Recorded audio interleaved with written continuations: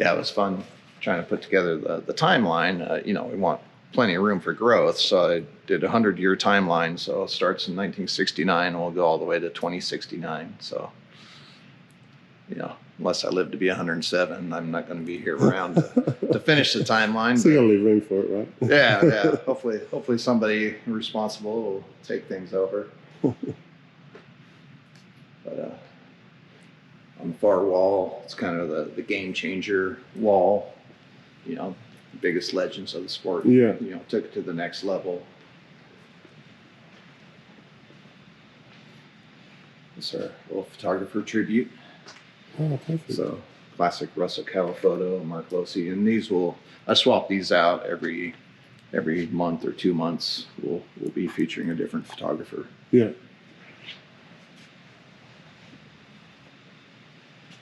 Bit of self-promotion on that one. yeah. I did have a James Panucci one, but we're swapping them out. So Yeah. So the famous Jersey wall. That's crazy. Still missing a few. Still have a few guys saying that they're going to send their jerseys here soon. Like Mike Miranda jersey is hopefully on its way here soon. Wow. But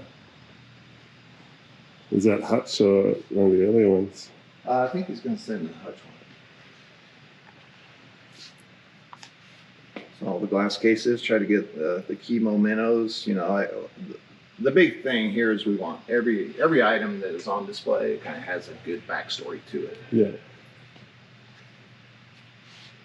Or, you know, shows and talks about, you know, certain moments, historical moments in BMX and sports history. I started looking online. This case is my favorite, you know, with all the infamous helmets, you know, especially Gary Ellis loaned us his Eddie Iron Maiden influenced helmet, which, you know, was on the cover of the BMXer back in 1990. It's crazy, that styrofoam helmet. And then the Stu Thompson. We've always had this for the museum. You know, Stu gave us 3 helmets a long time ago, like back in the earlier 90s. And but this one's probably the most famous because the big old scratches that are on the side were from a photo shoot with Bob Osborne for BMX Action magazine for the Nora Cup when Stu had won it, and he crashed really hard at Corona, and those are the scratches.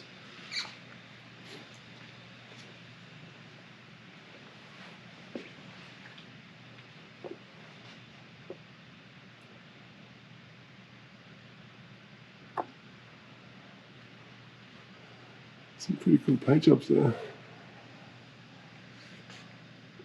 Yeah, the classic Echo helmets, Mom and Pa Echo, they're inducted into the Hall of Fame. We have about 150 people now inducted into the Hall of Fame since 1985. So what's the process of that? Well, it started off as just 3 people every year. Now we're up to 6 to 7, depending if we do a special recognition. But the process is anybody can nominate anybody. So there's a nomination period, which is open right now. So if anybody wanted to nominate somebody, then it goes to committee. Each of the categories has their own little committee, which is made up of mostly of Hall of Famers. Oh, okay. They narrow the field down to the top 8. We carry over 2nd and 3rd place from the previous year. Yeah. So they're automatics, and then we add 6 more. And then it goes to a big vote.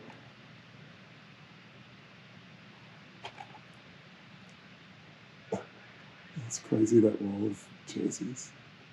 Did you watch the Hall of Fame ceremony? No, I a haven't. couple weeks ago? No. Yeah, we just had this ceremony. It was really cool. Yeah, you got to watch it because TJ Lavin, his speech was just... Actually, he was talking all about an Australian road trip. Oh, really? That was a big part of his speech, was driving... you'll have to watch the speech, but man, for sure. It's the craziest rental car story, you know, just... It's all been fun getting this list Yeah, and together. of course, you know, you can't miss. This is our BMX and pop culture with Australia's #1 famous hit. Such a goofy film.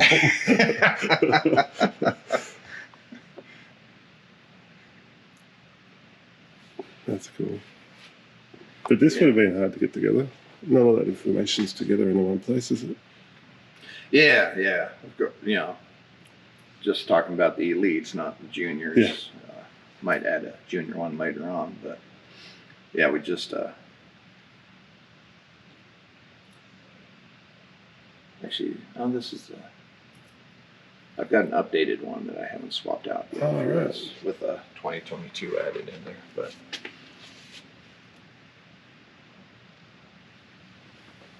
Yeah, it was really cool. Earlier this year, Nick came in, you know, he was in this museum, and I kind of walk out, and he's just standing here, just looking at it, you know, and you know, the dude's name's on there twice, you know, and you know, asking him about his, you know, do you know the world championships history, and you know, do you know who Corinne Dorland was? You know, the first woman world champion. It's like, oh, no. He goes, well, I was born, you know, I've only been born since this, you know, time or whatever, you know. Like I was saying, everything, trying to get a story out of every piece up there. So we have a lot of, you know, bikes that were ridden by, you know, Hall of Famers, actually, or even non-Hall of Famers, like that Trek right up there was given to us by Wade Boots. Oh, right. The Phoenix wouldn't have been a Hall of Famer. The Phoenix wouldn't have belonged to a Hall of Famer. Nah, I think that was maybe Josh Banuelos' Phoenix. But the Phoenix frame is like so unique. Yeah, was, you know, yeah. One of a kind, custom painted for one of the factory riders. This power light right up here was painted by Brett King. It was It's not a Mario. either frame number 1, 2, or 3. It was one of the first 3 of those power lights ever made, and it was custom painted for the Interbike trade show. Yeah. So we got that, you know, courtesy of Big E. The Kuwahara ET frame. That's actually a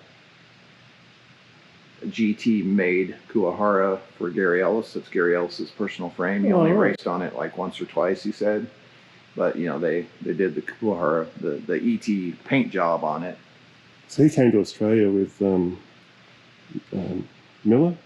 Clint, not Miller. Yeah. What's his name? What's his first name? Yeah, probably Clint Miller. Clint Miller. This guy right over here. And they took first and second at our national championship one year. Oh, I paid to come there as a promo, yeah. Yeah, this is Clint Miller's 1983. Well, the uniform that he wore in '84 after he won the World Championships in '83.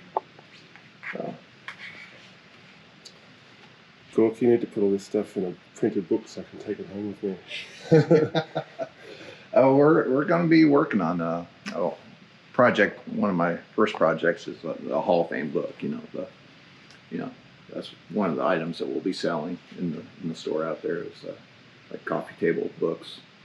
You know, first I want to start with Hall of Fame, then we'll do all the national champions and stuff like this. But yeah, this is Toby Henderson, Jeff Botima's actual uniforms. All right. They'd given to us, and this here is John George's uniform, complete with helmet, which that was one of the very first items that we ever had donated to the Hall of Fame back in 1992 when we first had this. Clayton John had purchased this big 30-foot trailer, and on the back end of the trailer he had a little window put in, and you know, flipped up, and that was the Hall of Fame display. So the John George uniform was on display in there, along with Sherry Elliott's number plates and helmet. And, you know, so it's kind of cool, you know, a few of the items, you know, especially that uniform. It's crazy that we're in such good condition after, you know, what is it, 40 years? Yeah. Yeah, one time John George was hitting us up, and he's like, you know, I'd like to get that uniform back. It's like, dude, we're going to have it in the museum, you know, because we were working on this. You know, this has been, you know, it's going to happen for the last 7 years. You know, we knew that this would be built. So yeah, actually Gary Ellis is going to be coming this weekend. Okay, cool. Make sure I am. Yeah. So, So our Grand's tribute display. for the amateur winners? So so these are all the Grand's winners from last year, Oh, right. and then all the national champions, the reigning champs from last year. So this will be, after this weekend, we'll make a whole new display with all the updated champions. Just seeing Suarez there reminds me the Vet Pro guys have really turned it up, haven't they? Oh, dude, this year, That's such a this year's shame. title chase, we'll see how Barry's hand is, but even with a tweaked hand or wrist, I think Barry will still be a force to be reckoned Oh, with. yeah. He really wants it, doesn't Yeah, it'll be his redemption for his Pro Cruiser Cup that he lost. he? The Harry Leary display, which actually I think was a bunch of Australians Yeah, a bunch of guys I know. put all this together. Yeah, there's an Australian Hall of Fame, and they're desperately trying to set up something permanent like this. They've Yeah. pretty much got everything stored in a container, and they try to pull it out Oh, when yeah. they can. Yeah. And Harry came over, he was brought over for a show, and a few guys got to know him, and he said he doesn't actually have a turbo. So they said, okay. And they all got together and found all the parts, and I think that's been reproduced, that colour. I don't think that's original or anything. And yeah, sent it to him. That's crazy, isn't it? Yeah, he took it on the road with him all this summer, and then when he came here right after the vintage race that we had, these are the awards. I love So these trophies. this bike took the best of show at our first annual vintage national. So you're going to do that? Yeah, it will be this is one of the most popular corners, parts of the museum, especially with all the younger kids, let's just see the Grands, or I mean the Olympic history, or Olympic corner. And pretty cool, Jill Kintner's actual Olympic bike from Beijing, Kyle Bennett's free agent, complete with the tweaked front rim. Oh, that's right. He had a hard time there, didn't he? Yeah. And then these two uniforms here are Nick Long's actual London uniform and his Brazil uniform. So with helmets, which is really cool. You got to get the close up of the helmets. So you've designed a few uniforms over the years. What's your favourite of the USA Olympic uniforms? I didn't like Beijing's. I really like the Comp 3 texture through it. I think that was a great idea. It was kind of cool, I guess. I've heard that their original Nikes, because these first 2 years was with Nike. Yeah. So, and Nike working with Bob Harrow on both of these. So originally, I heard they wanted a denim pants, like just go. Really? Yeah, they just wanted jeans. And they had a few mock-ups, I've heard, but they decided to go with more of the kind of the Harrow pant look. But I think Brazil is probably my favorite. But it is interesting with the London uniforms and the speed dots. It kind of gives us a cool thing to talk about here in the museum. So all these little speed dots that Nike came out, and they're supposedly, increased airflow or make it more aerodynamic or something crazy, Increased cooling in the heat. Yeah, who knows, but So it's classic Nike, Is it pressed in or is it like a glued on thing?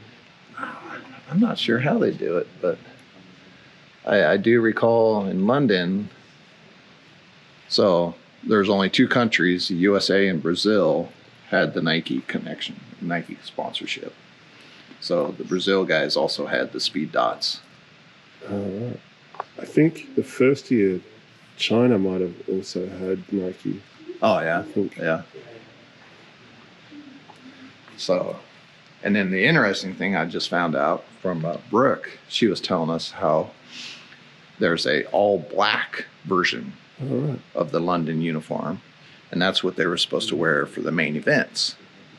So Brooke and Connor both made their London mains, and they're about to, Brooke's about to put on her all black uniform, which, Nike had told everybody, if you make the finals, you're wearing the black uniform. But Connor, being a superstitious guy, decided, I've been doing great all day and I'm wearing this and I'm not going to switch, I'm not going to change. So then Brooke's like, okay, I guess we're running the regular ones. And I think Nike got a little angry after that, but yeah, because that was like part of their deal. But it is cool. So we got Elise's silver medal winning Rio bike, and then this is Connor's London bike.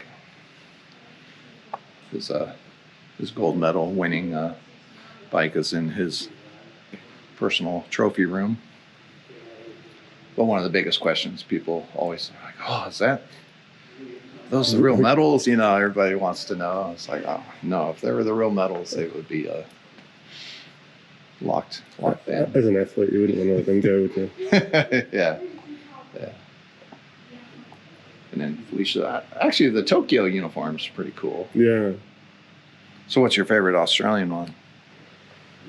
I don't know, the Australian ones into the US ones. They really didn't put too much effort into them.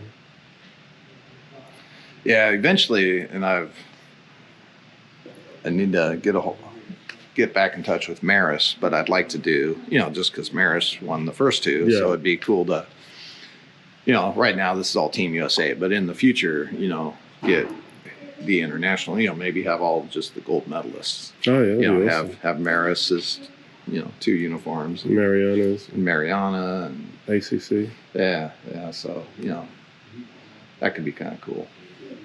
So, there's just, now that I'm here full time, it will be constantly revolving. So that room behind there, that has to be yours, right? Yeah, come on in, check out. So the archive room, but this is also now my office. It's a little bit messy right now. We just brought these 2 things. They brought these with all the grand stuff. So these are in my old office in Arizona, but I didn't have room to bring them with me when I moved. But these these 2 were in the lobby of BMX Action. Oh, right. So when they... Bit of history just there. Bit of history just there. Yeah, exactly. Yeah, so it's kind of cool. I'll be hanging them on the wall right over there. But if you watch the movie Rippin', it's a freestyle movie. If you have it on VHS, but it's R.L. Osborne. RL. It's BMX Action Trick Team video. Yeah. And it's called Rippin', and they come into BMX Action, and it's funny. Right in the it's cool that it's documented, and that's these 2. You'll see these 2 it's funny to see pictures. One Piece crank still hanging. Yeah.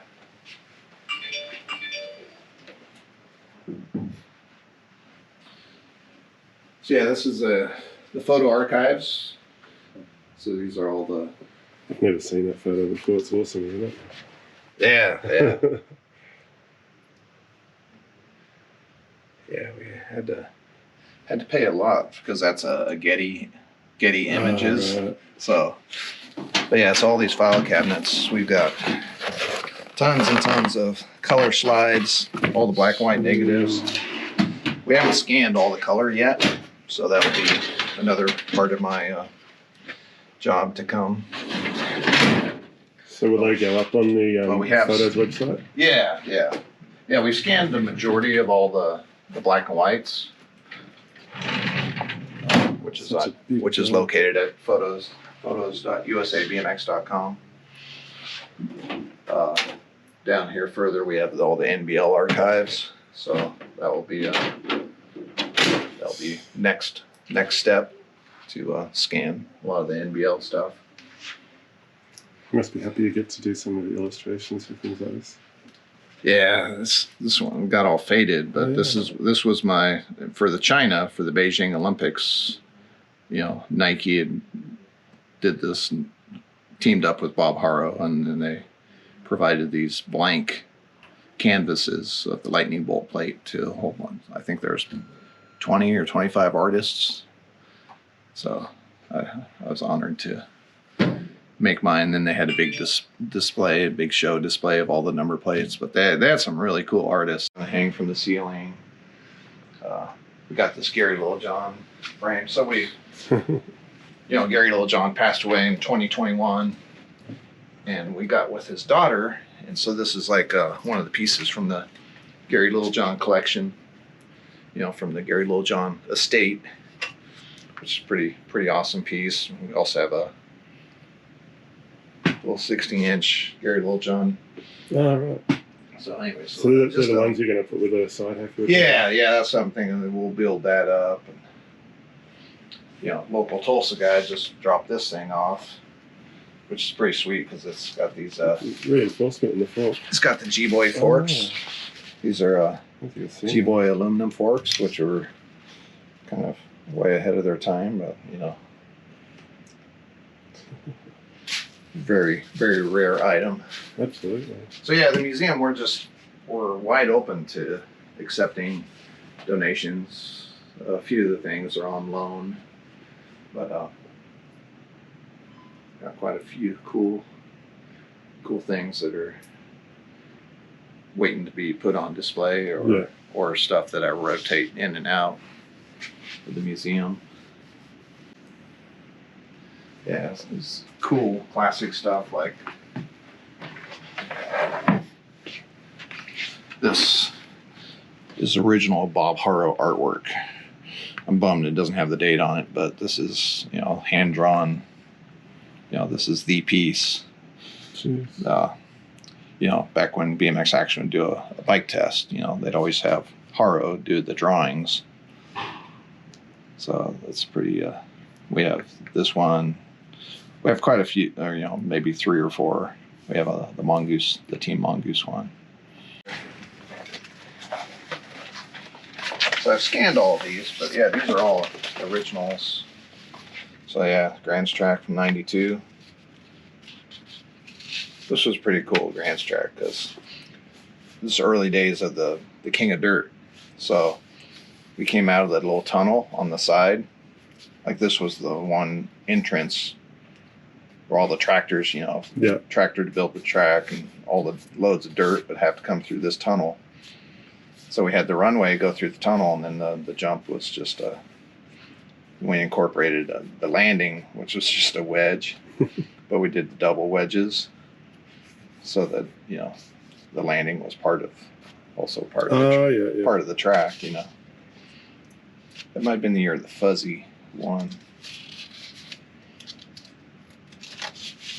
Oh, and then we also had dumpsters. So is this a concept drawing from before the track was built, or was it? This was after. Okay. Yeah, this would be run in the magazine. Yeah. This was I'll say San Diego, maybe, or Reno. Always had a odd-shaped arena.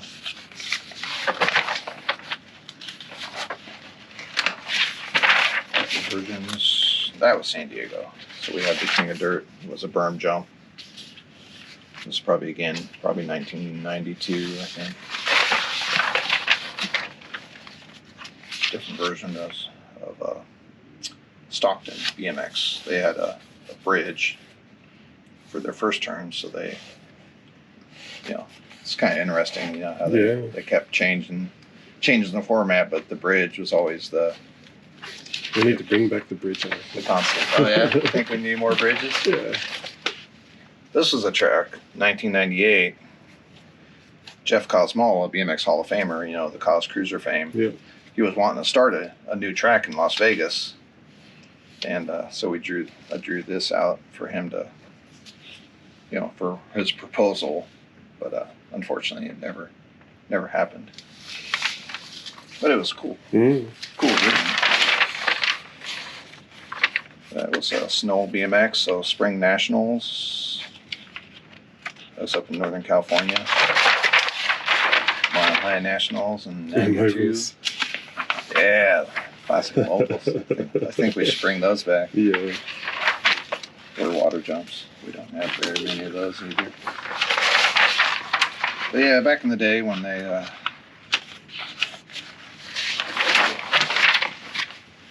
You got the detail on that one. yeah, that was a little kind of tried changing it up, pencil drawing for a change. That was Lemoore. So Lemoore with the big dog leg first straightaway.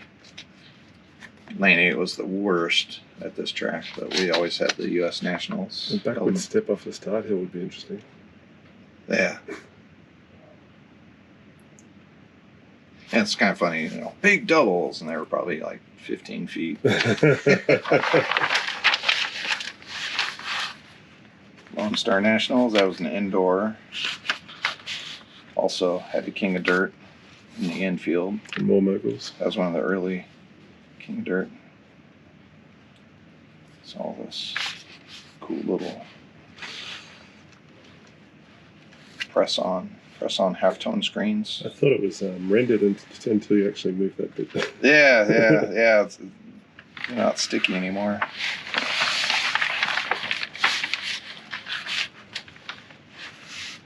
That was a cool track. With the pro straight. Come out of the first turn, and then that was one of the first big berm jumps that we ever did. That was a gnarly set of doubles, and then even over the berm. That was pretty radical for its time. 1990. So this was right when I started at ABA then. So I got there in October of '89.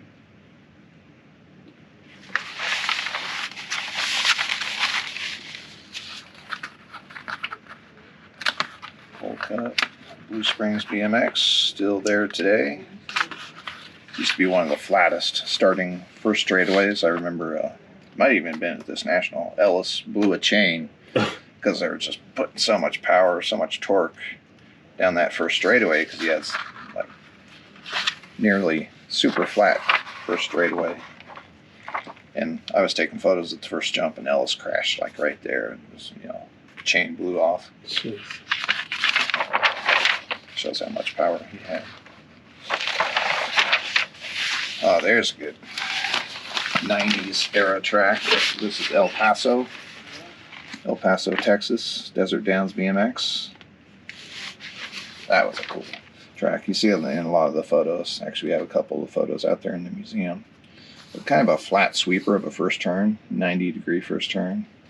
It's always super windy at this track. But this was always a good photo spot. It's a big tabletop, and then they're jumping down into the little bonsai. Is that what we would have called a snake pit, or is that different? Oh, yeah, probably. Yeah. That's cool track drawing. So yeah, there you go, man. Thanks. That's awesome looking at those.